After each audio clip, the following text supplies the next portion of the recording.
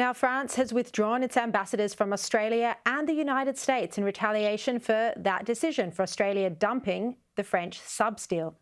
It's an astonishing breakdown in a long-term relationship, and it highlights the extent of the French anger over the scrapping of the multi-billion-dollar subs contract.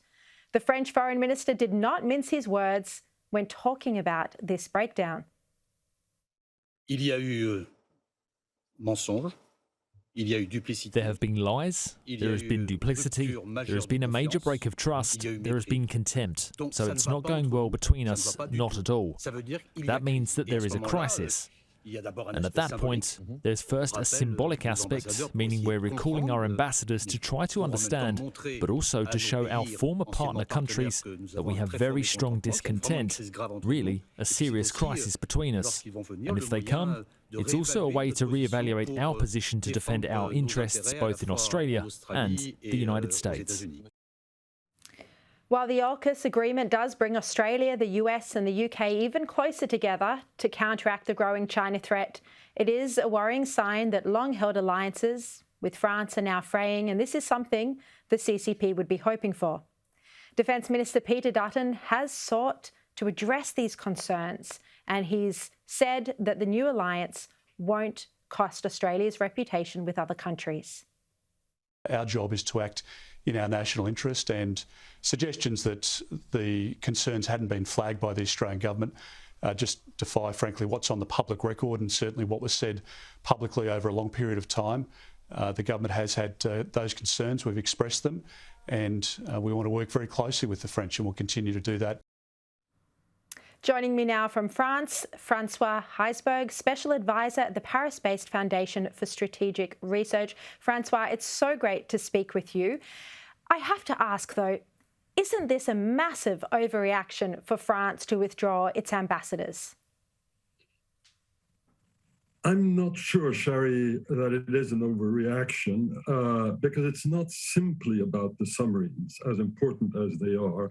It is about this extraordinary situation in which three allies decided that a fourth ally would not be drawn into their confidence in terms of tightening alliance relations. This is quite extraordinary. It's a little bit like the Americans in 1956, the time of the Suez Crisis, discovering all of a sudden that the Brits and the French had been conniving behind their back.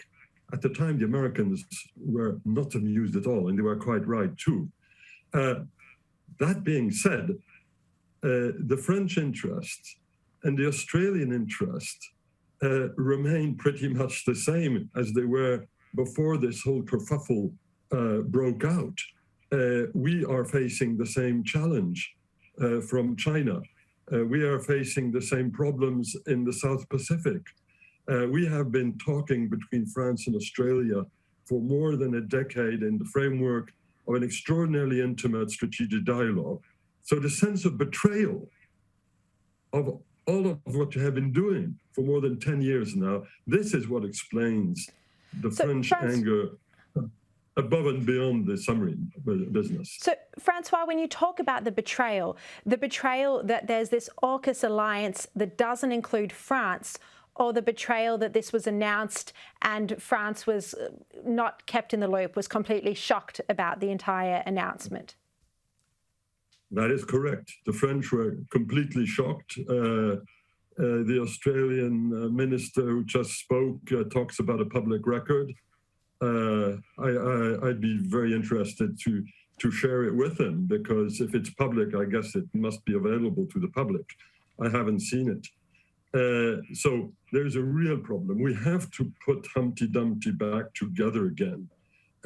France and Australia, their shared interest is not disappearing as a result of this. So, but also, François, apologies, sorry for interrupting. How will this affect the Australia-France relationship? Is this going to cause any permanent damage, or do you think this is just a temporary withdrawal of the ambassadors as an indication of how angry Macron is? Well, we'll see what happens next. I hope people at both ends of the planet will keep their cool, and that this will be handled in a grown-up and as constructive a manner as possible. But it is going to be very difficult to reestablish the element of trust. And this is not only about Australia, of course.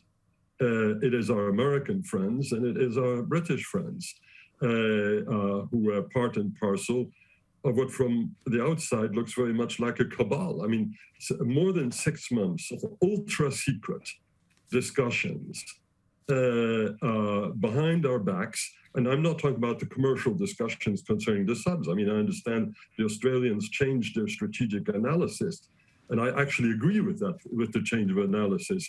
Yes, that's, the Pacific and the Indo-Pacific is becoming a more dangerous part of the world. Nuclear subs are actually a rather a sensible approach. Well, why the hell didn't the Australians talk about it with us? We have nuclear submarines. We had one in the South China Sea only 4 months ago. The Chinese were rather angry, I would add. We are also, by the way, on the verge of retiring our current class of nuclear attack submarines, unlike the British who are stuck with their current class for a number of, at least I think a decade or so. Yes. So, if one is talking about the need to acquire nuclear submarines, the French are at least as able in practical terms and in technological terms as the Americans to do so. So even on that score, it's very, very bizarre that there was no discussion. Yeah, okay. Well, clearly it could have been handled better than it has been. François Heisbourg, really appreciate your time and very jealous of you being in Paris and being able to enjoy your freedoms. You're all out and about. We're still locked up over here. Thank you for your time. Well, I'm at home, so I'm not wearing a mask. But as soon as I have to get out of my home, everybody's wearing a mask again. It's the pandemic is still there, and here also we have a common enemy. Yes, yes. At least you're opened up though. You can go to restaurants and bars, retail's open, museums. Thank you very much. That's true. Thank you.